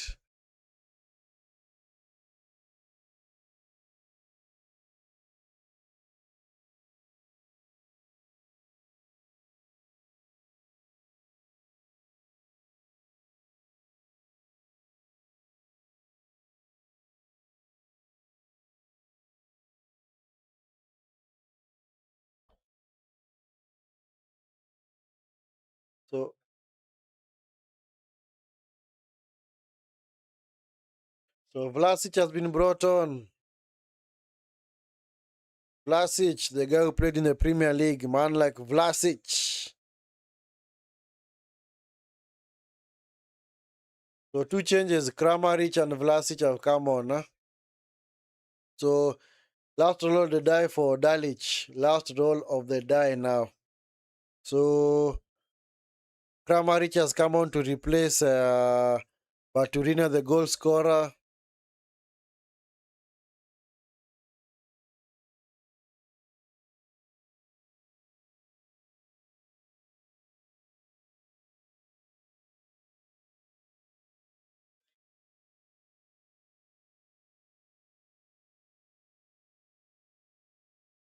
Bellingham also being taken off.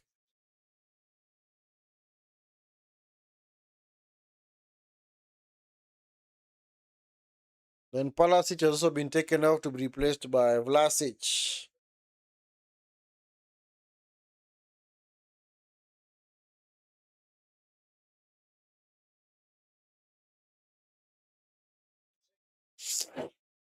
So Bellingham has been taken off to be replaced by Spence. So clearly it's now a back five for England.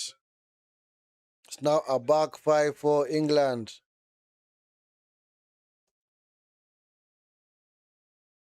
So that means Chris James is gonna play in midfield alongside Anderson. Or Mesut's gonna be a back five as well. Vlasic to the box, headed away by Anderson.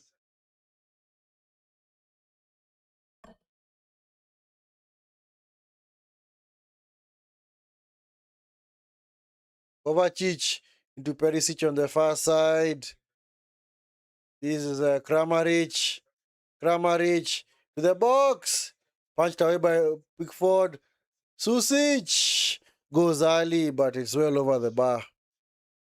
Come on, man. Should have tried to control that ball.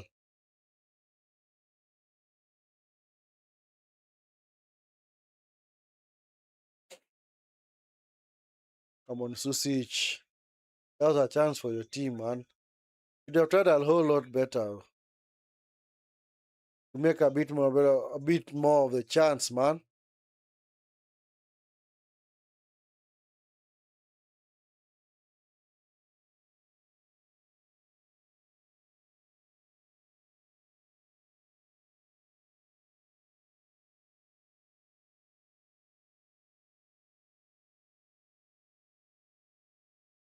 Header by Kane. Kovacic loses out. Picked up by James.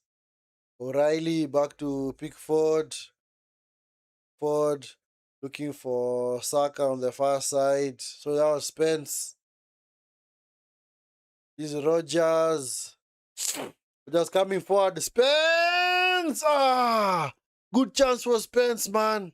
What a run. What a wonderful save from Livakovic. This is Rashford.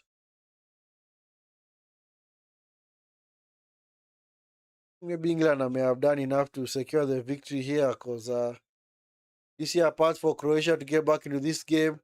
I don't think so. Palasic wins the ball. Montanovic, man, is fouled, man. Croatia already restarted play. Not really wasting time there, man. Why should they? They're the ones who are chasing the game. It's Perisic. Kovacic. Susic.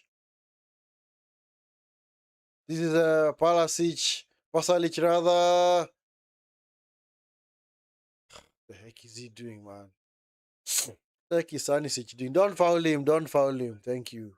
Don't know why you have to foul him to get him out of jail. No, you don't have to. Victor by Kovacic. It's Kramaric. Kovacic. It's Stanisic. Pasalic. Susic. Come on, Croatia. Just need one more chance. Vardiol. Nice run. Pickford saw it. Nice. Picked up by Kramaric. Kramaric trying to get away from Spence. Kramaric cleared by Saka. Now with Kovacic. Just to be Croatia's best spell in the second half. And they have to make it count. Susic, nice pass. Kovacic, Susic, Stanisic. Pasalic switches the flanks, well intercepted by Saka, picked up by Kovacic. Kovacic, shoot! Kovacic! Easy catch for Pickford. Same effort at the end, man. I don't know why he was trying to place it, man. Come on, just hit it with the laces, man. Just blast that ball. Konsa looking for Saka.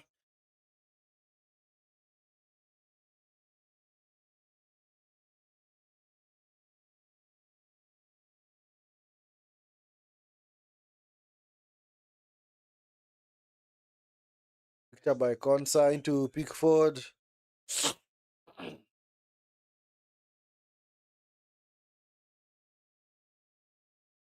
Konsa. This is Spence. James looking for Saka. Nice pass into Saka.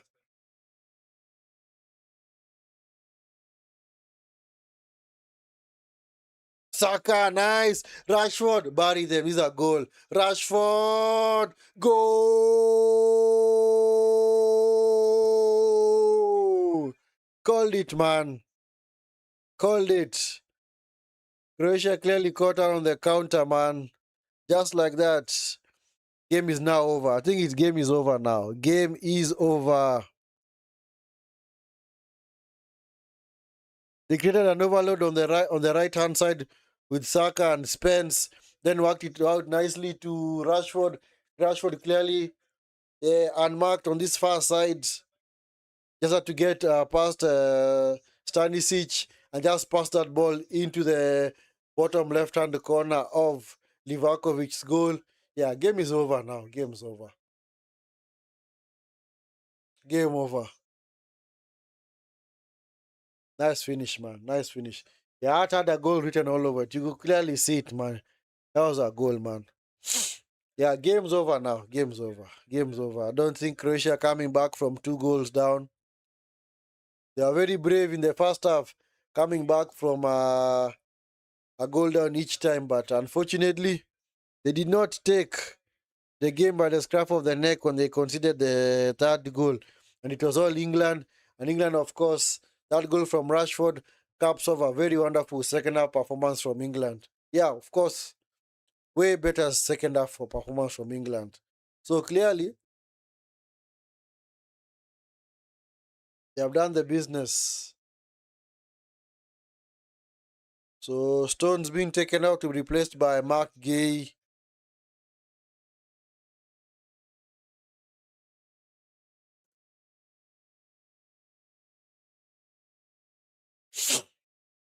So Gay making his first ever appearance at the World Cup. Capping off a wonderful season at Manchester City. England almost turned it over. Picked up by Kovacic. I think Croatia just need to avoid a fifth goal. Now it's a matter of damage limitation. I don't see any situation in which they actually get back into this game. It's gotten away from them. Because clearly their second half performance was all at sea, man. So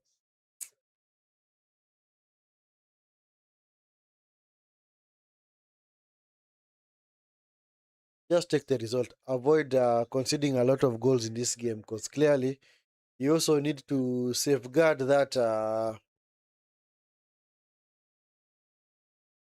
goal difference. It's already at -2, and there's no guarantee that you're gonna beat Ghana and Panama. So just need to ensure that your goal difference is not really tarnished in this game. That's touch from Spence. Yeah, Spence ever since it's come on, man.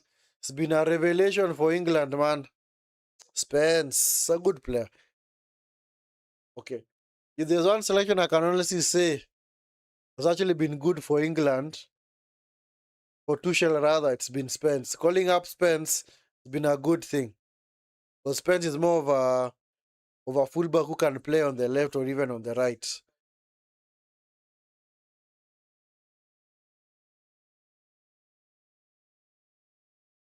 Onsa, this is Gay, this is Rhys James,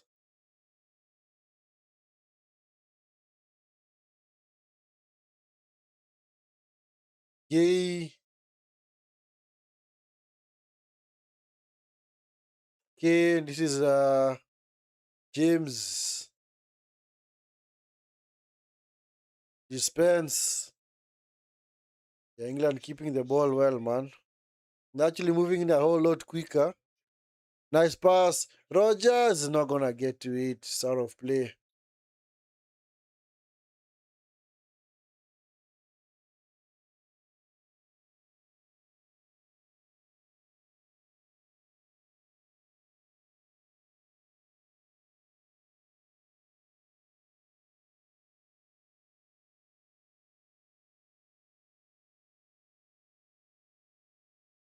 Yeah, Konsa is fouled by that Vlasic. Yep.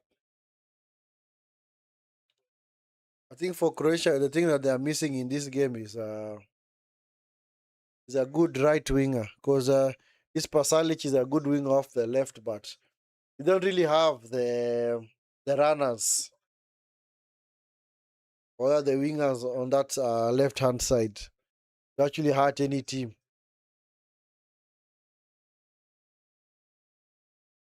Is Saka cleared by was that Vadio. Anyway, gonna have 6 minutes of added time. 6 minutes of added time.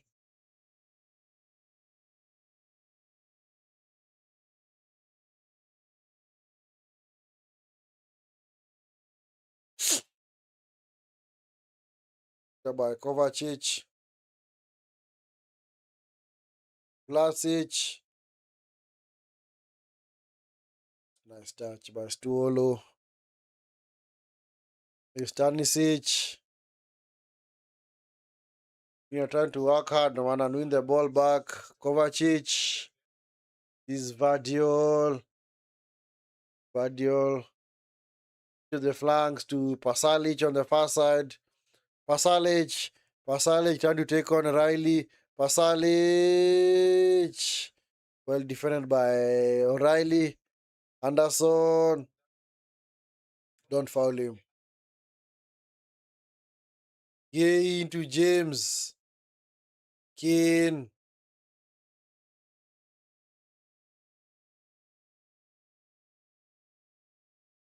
Gay goes long.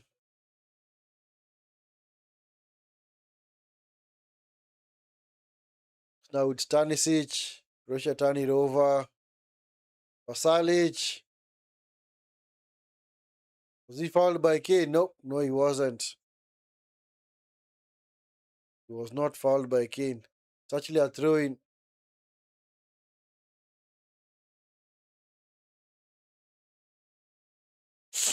These players should know that. Not these referees have they are hawk-eyed.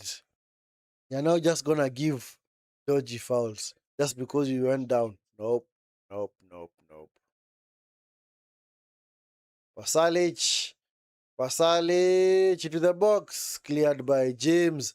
Back to Pasalic.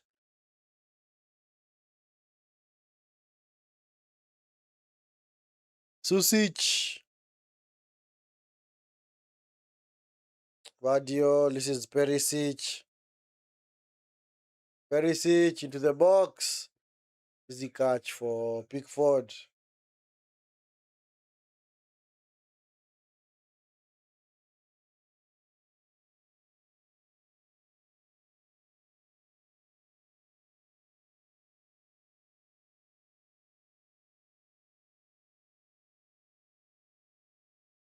Susic, Kovacic, is Vlasic.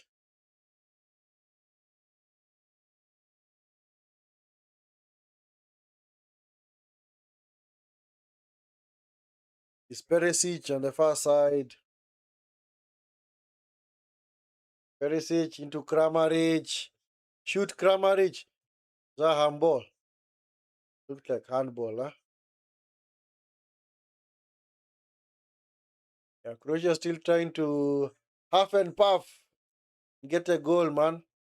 Given away by Kovacic, but he was being dragged back. The lucky boy, man. Looked dubious. Looked a dubious decision.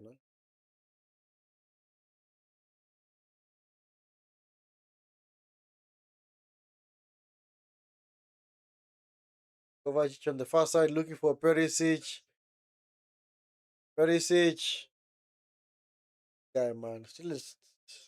Even at 37, he still looks like still sharp out there, man. Doesn't look like he has aged, man. His fitness levels are so good. Perisic drifts the corner in. O'Reilly. Vardiol! Blocked by Kane on the line. Kovacic. Oh, man. This is Rashford. It's 2-on-2. Rashford with Saka. Saka. Rashford. Rashford. Ah, nice tackle from Stuolo. So that was Susic, right? It was Susic. What a block by Kane on the line, man. What a block from Kane. From Vardiol. He had actually scored, man. Valor had actually scored. Yeah, because Pickford was beaten with that strike. Nice block from Kane. Rogers wins it back. It's fouled by Susic. I think that has to be the game right there for Croatia. Has to be the game right there. Yeah, this game clearly got away from them in the second half. Very poor second half performance. Anderson into the box. Well defended by Pasalic. Just clears the ball into touch.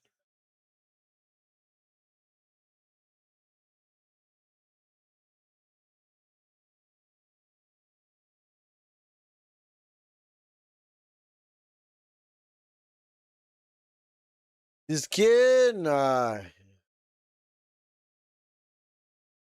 Kane still looking for the hat trick, but not gonna get it that way.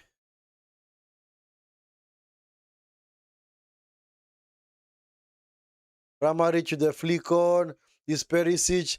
That to be the last chance for Croatia. Now with the Kramaric. Kramaric into Perisic to the box. Easy catch for Pickford. That has to be the game right there now. Yep, there it is. Game over. Game is over. Croatia coming undone in this second half. Very poor performance in the second half. England completely dominated them in the second half.